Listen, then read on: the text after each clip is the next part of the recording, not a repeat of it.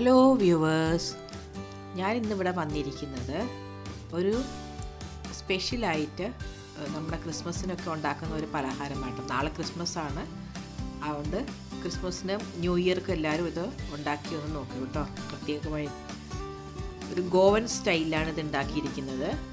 ഗോവൻകാരൊക്കെ ഇങ്ങനത്തെ ഇതിലാണ് അവരുണ്ടാക്കുന്നത്. New year recipe. നമ്മുടെ നാട്ടിലൊക്കെ സമോസ എന്ന് പറയും. ഇത് അവർ ഗോവൻകാർ സ്പെഷ്യലായിട്ട് ഉണ്ടാക്കുന്ന ഒരു സ്വീറ്റാണ് കേട്ടോ. ഇതിൻ്റെ ഇൻഗ്രീഡിയൻസ് ആണ് ഈ കാണിക്കുന്നതൊക്കെ. ഞാൻ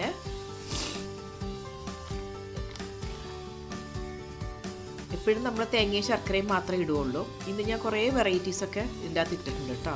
ആദ്യം തന്നെ നമ്മുടെ പോപ്പി സീഡില്ലേ, ഇത് പോപ്പി സീഡ് എന്ന് പറയില്ല, അത് 2 ടേബിൾ സ്പൂൺ ഞാനത് ഡ്രൈ റോസ്റ്റ് ചെയ്ത് എടുക്കുകയാണ് കേട്ടോ. കസ എന്ന് പറയും. ഇത് പിന്നെ നമ്മുടെ എള്ളാണ്, കറുത്ത എള്ള് ഒരു 2 ടേബിൾ സ്പൂൺ.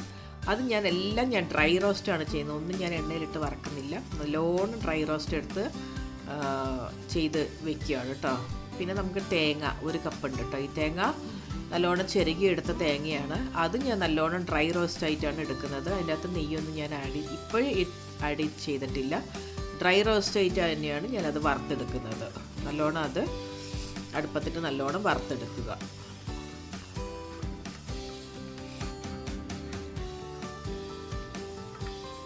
അതിൻ്റെ വെള്ളമയൊക്കെ പോയി കഴിഞ്ഞ ശേഷം നല്ലോണം ഒന്ന് വറുത്തെടുക്കുക കേട്ടോ.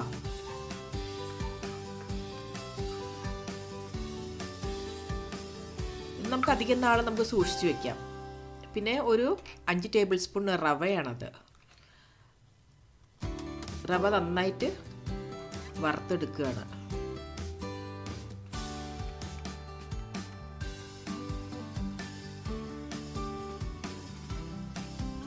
റവ വറുത്തെടുത്ത് കഴിഞ്ഞു.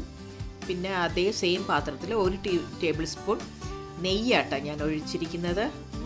നെയ്യിട്ട് കഴിഞ്ഞ ശേഷം നമ്മുടെ കാഷ്യൂനട്ട് ഞാൻ എടുത്തിട്ട് അത് ചെറുതായിട്ട് മുറിച്ചെടുത്താണ്, ചോപ്പ് ചെയ്തെടുത്താണ്. അതുകൂടെ തന്നെ ബദാമും നല്ലോണം ചോപ്പ് ചെയ്തെടുത്തത്. പിന്നെ നമ്മുടെ ഡ്രൈ ഗ്രേപ്സ് ഇല്ലേ, അതും ഞാൻ നല്ലോണം 1 ഗ്രേപ്സ് 3ആയിട്ട് കട്ട് ചെയ്യുക, അങ്ങനെ ചെറുതായിട്ട് കട്ട് ചെയ്തെടുത്തിട്ട് ഈ നെയ്യിൽ നല്ലോണം ഞാൻ വറുത്തെടുക്കുകയാണത്. നെയ്യിൽ അതിൻ്റെ കളർ കുറച്ച് മാറി വരും, അത്രത്തോളം നമ്മളത് വറുത്തെടുക്കണം കേട്ടോ.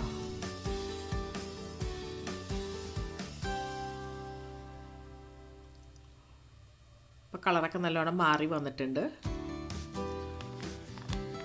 ഇത്രയും മതിയാകും. പിന്നെ നമ്മൾ എന്ത് ചെയ്യും, ആ റവയും കോക്കനട്ടും നമ്മളിപ്പോൾ ഡ്രൈ റോസ്റ്റ് ചെയ്ത് വെച്ചിരിക്കുന്നില്ലേ, ആ എല്ലാ മിക്സും ഞാൻ സ്റ്റൗവിനെ സ്വിച്ച് ഓഫ് ചെയ്തിട്ടില്ല, ഇതിനോടുകൂടി തന്നെ സിമ്മിൽ വെച്ചിരിക്കുകയാണ് സ്റ്റൗവ്.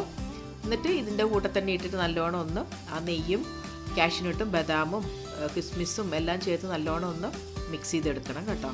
പിന്നെ അതിൻ്റെ കൂടെ തന്നെ നമ്മൾ വറുത്ത് വെച്ചിരിക്കുന്ന എള്ള്, പിന്നെ വറുത്ത് വെച്ചിരിക്കുന്ന പോപ്പി സീഡ്, കശ എല്ലാം കൂടെ ഇട്ട് നല്ലോണം അത് മിക്സ് ചെയ്തെടുക്കുക കേട്ടോ. പിന്നെ ഞാൻ ഇതിൻ്റെ കൂടെ തന്നെ 1 ടീസ്പൂൺ ഏലക്കയുടെ പൊടിയാട്ടോ, നേരത്തെ പൊടിച്ച് വെച്ചിട്ടുണ്ടായിരുന്നു. അതിൽ നിന്നാണ് ഞാൻ എടുത്തിട്ട് 1 ടീസ്പൂൺ ഇതിലേക്ക് ഞാൻ ആഡ് ചെയ്തിരിക്കുന്നത് കേട്ടോ. പിന്നെ അത് കഴിഞ്ഞ ശേഷം ഒരു 1/4 ടീസ്പൂൺ ഉപ്പ് അതിലേക്ക് ഇട്ടിട്ടുണ്ട്. പിന്നെ ഞാൻ ഒരു 1/2 കപ്പ് പഞ്ചസാര പൊടിച്ചു വെച്ചിട്ടുണ്ടായിരുന്നു മിക്സിയിൽ. അതാണ് ഇതിൻ്റെ കൂട്ടത്തിലേക്ക് ഞാനിപ്പോൾ ആഡ് ചെയ്യുന്നത് കേട്ടോ. അപ്പോൾ ഈ പഞ്ചസാരയും മറ്റെല്ലാ ഡ്രൈ ഇൻഗ്രീഡിയൻസും ചേർത്ത് നന്നായിട്ട് ഇളക്കിയെടുക്കുക. ഇത് മെൽറ്റൊന്നും ആവില്ല കേട്ടോ, അതങ്ങനെ തന്നെ പൗഡർ പോലെ തന്നെ ഇരിക്കുകയുള്ളൂ. സ്റ്റവിൻ്റെ സ്വിച്ച് ഓഫ് ചെയ്തേക്കട്ടെ. ആ ഉള്ള ചൂടിൽ നമ്മളിത് നല്ലോണം വറക്കണ്ട, നല്ലോണം ഒന്ന് ചൂടാക്കി എടുത്താൽ മതി. ഓൾറെഡി അതെല്ലാം വറുത്തതാണ്. പിന്നെ ഈ പഞ്ചസാരയൊക്കെ മിക്സ് ചെയ്യുന്ന സമയത്ത് നല്ലോണം ഒന്ന് മിക്സ് ചെയ്തെടുക്കുക, അത്രേ ഉള്ളൂ. പിന്നെ നമുക്കത് തണുക്കാൻ വെക്കണം കേട്ടോ, നല്ലോണം തണുക്കട്ടെ. ആ തണുക്കുന്ന നേരം കൊണ്ട് നമ്മൾ എന്ത് ചെയ്യും, 2 കപ്പ് മൈദ ആട്ടോ ഇപ്പം ഞാൻ എടുത്തിരിക്കുന്നത്. 2 കപ്പ് മൈദ. നമുക്കതിന് ഒരു ഡൗ നമുക്ക് ഉണ്ടാക്കിയെടുക്കണം കേട്ടോ. അതിന് വേണ്ടിയിട്ടാണ് 2 കപ്പ് മൈദയും അതിൻ്റെ കൂടെ തന്നെ ഒരു 4 ടേബിൾ സ്പൂൺ റവയാട്ടോ ഞാനിത് ആഡ് ചെയ്യുന്നത്.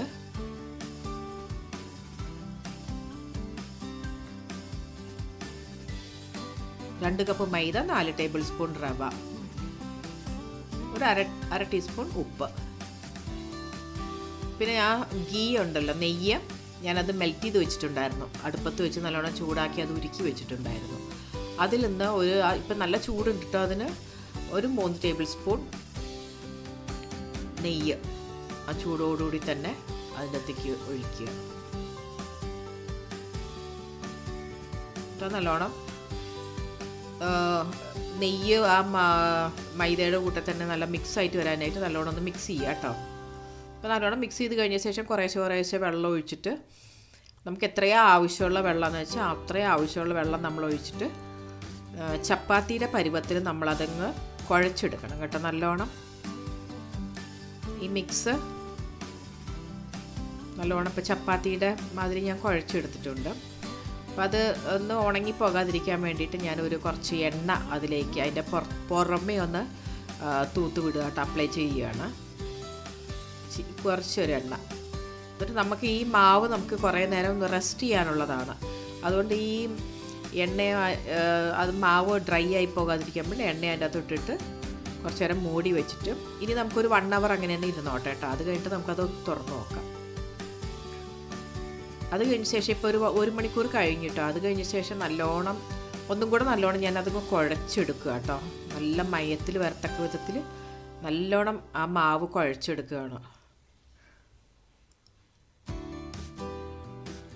എന്നിട്ടത് ആവശ്യാനുസരണം നല്ലോണം അത് ഡിവൈഡ് ചെയ്ത് വെച്ചിട്ട് ചെറിയ ബോളാക്കി നമുക്കത് എടുക്കണം. അതിന് വേണ്ടിയിട്ട് ഞാനത് 4ആയിട്ട് ഡിവൈഡ് ചെയ്തിട്ട് ആ ഒരു പോർഷൻ എടുത്തിട്ട് പിന്നെ അതിലെയും നമ്മൾ ചെറുതായിട്ട് കട്ട് ചെയ്ത് എടുത്ത് അത് ബോളാക്കി നമ്മൾ എടുത്ത് വെക്കണം കേട്ടോ. എന്നിട്ട് അത് നമ്മൾ പരത്തി എടുക്കണം.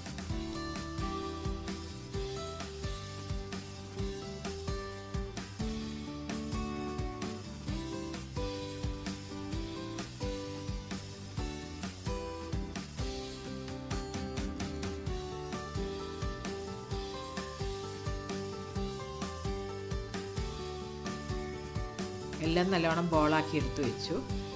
അത് കഴിഞ്ഞ ശേഷം ഞാൻ ആ ചൂട് മാറിക്കഴിഞ്ഞു കേട്ടോ. അത് കഴിഞ്ഞിട്ട് വേറൊരു പാത്രത്തിലേക്ക് ഞാനത് ട്രാൻസ്ഫർ ചെയ്യുവാണ് ഫില്ലിങ്.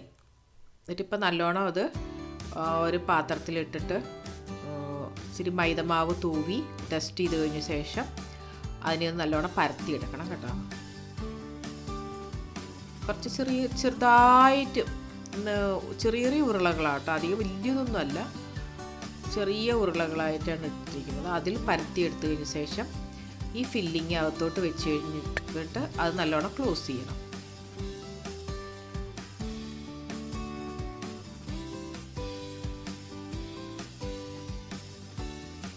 അതിനെല്ലാവരും മൈദയുടെ ഒക്കെ ഇതെടുക്കും. ഞാൻ വെറും വെള്ളത്തിലാട്ടോ ഞാനത് ക്ലോസ് ചെയ്യുന്നത്. പച്ചവെള്ളത്തിൽ നല്ലോണം നനച്ച് വിട്ടിട്ട് നല്ലോണം ക്ലോസ് ചെയ്തെടുക്കുക. അത് വേഗം നല്ല ഒട്ടിക്കോളും.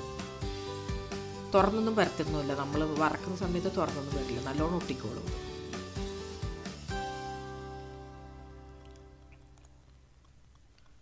അതേപോലെ തന്നെ എല്ലാം ഉണ്ടാക്കിയെടുക്കണം കേട്ടോ. പിന്നെ അത് നല്ലോണം ഒന്ന് പ്രസ് ചെയ്തിട്ട് ആ മാവൊന്ന് നല്ലോണം ഒട്ടിച്ചെടുക്കാം ഒരു ഷേപ്പിന് വേണ്ടിയിട്ട്. കാണാൻ നല്ലൊരു ഭംഗിയാണ്. നല്ലോണം ഒട്ടിയിരുന്നോളും, തുറന്നും വരില്ല ഈ ഒരു ഷേപ്പ് നമ്മൾ കൊടുക്കുന്ന സമയത്ത്.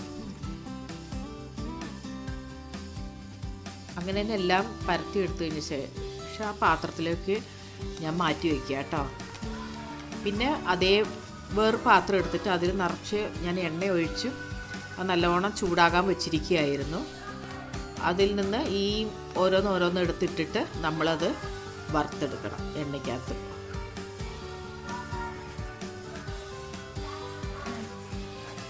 സ്റ്റൗ മീഡിയം ഫ്ലെയിമിലാണ് വെച്ചിരിക്കുന്നത്. മീഡിയം ഫ്ലെയിം, ഹൈ ഫ്ലെയിം അങ്ങനെ വെച്ച് നമ്മളത് വറുത്ത് കോരുക. അത് വറുത്ത് നല്ലോണം പൊങ്ങി വരുന്നതുണ്ട്. ആ മാവ് നമ്മൾ 1 മണിക്കൂർ നമ്മളത് കുതിരാൻ വെച്ചിരുന്നില്ലേ, 1 മണിക്കൂർ റെസ്റ്റ് ചെയ്യാൻ വെച്ചിരുന്ന സമയത്ത് അത് കഴിഞ്ഞ ശേഷം എടുത്ത് പരത്തിയത് കൊണ്ടാണ് ഇങ്ങനെയും നല്ലോണം പൊങ്ങി വരുന്നത്. ആ മാവ് നല്ല ക്രിസ്പി ആയിട്ടുണ്ടാവും, അകത്ത് നല്ല സോഫ്റ്റ് ആയിട്ടുണ്ടാവും.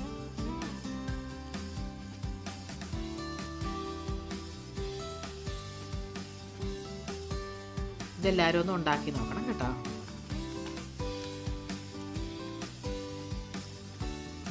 നമ്മൾ ഈ സ്പെഷ്യൽ ഒക്കേഷന് മാത്രം ഉണ്ടാക്കണമെന്നൊന്നും നിർബന്ധമൊന്നുമില്ല. നമുക്കെപ്പോൾ വേണേലും കുട്ടികൾക്ക് വൈകുന്നേരം 4 മണി പലഹാരത്തിന് വേണ്ടി നമ്മളത് ഉണ്ടാക്കി അത് സ്റ്റോർ ചെയ്തൊരു കണ്ടെയ്നറിൽ വെച്ചാൽ അത് അവിടെ ഇരുന്നോളും. പിന്നെ വൈകുന്നേരം അത് പിള്ളേരുടെ വരുന്ന സമയത്ത് അതെടുത്ത് കൊടുത്താലും മതി. ഒരു മാസത്തിന് മേലെയൊക്കെ നമ്മളിത് സ്റ്റോർ ചെയ്ത് വെക്കാം കേട്ടോ, ഒരു പാത്രത്തിൽ. ഈ വീഡിയോ മുഴുവനായിട്ട് കാണണം കേട്ടോ, എന്നാലേ നിങ്ങൾക്ക് മനസ്സിലാവത്തുള്ളൂ. മുഴുവനും കണ്ടു കഴിഞ്ഞ ശേഷം നിങ്ങളത് ട്രൈ ചെയ്ത് നോക്കൂട്ടോ. അതൊന്ന് ഉണ്ടാക്കാനായിട്ട് നോക്കണം കേട്ടോ. പിന്നെ ഇത് 2ാമത്തെ ട്രിപ്പാണ് ഞാനിതിട്ടിരിക്കുന്നത്. എണ്ണ നല്ലോണം ചൂടായിരിക്കുന്ന സമയത്ത് അത് തന്നെ പൊങ്ങി നല്ല സോഫ്റ്റായിട്ടാണ് അത് പൊങ്ങി വരുന്നത് ആ മാവ്.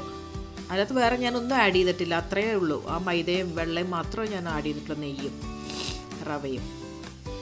ഓപ്പണൊന്നും ആയി വരില്ല കേട്ടോ. അത് അധികം എണ്ണയും കുടിക്കില്ല.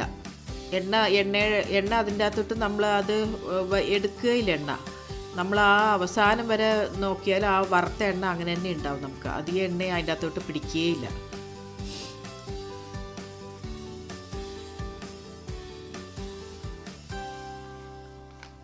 ഇതെല്ലാവരും ഒന്ന് കണ്ടു നോക്കിക്കഴിഞ്ഞ ശേഷം എൻ്റെ ചാനലിനെ ഒന്ന് സബ്സ്ക്രൈബ് ചെയ്ത് നിങ്ങളുടെ ഫ്രണ്ട്സിന് എല്ലാവർക്കും ഒന്ന് ഷെയർ ചെയ്യണം കേട്ടോ. വളരെ കുറവാണ് എനിക്ക് സബ്സ്ക്രൈബേഴ്സ്. ദയവ് ചെയ്ത് എല്ലാവരും എന്നെ ഒന്ന് സബ്സ്ക്രൈബ് ചെയ്ത് എന്നെ ഒന്ന് സപ്പോർട്ട് ചെയ്യണേ. അത് കഴിഞ്ഞ ശേഷം ആ ലൈക്ക് ബട്ടൺ ഒന്ന് അമർത്തണം കേട്ടോ. എല്ലാവർക്കും ഒന്ന് ഷെയർ ചെയ്യണേ.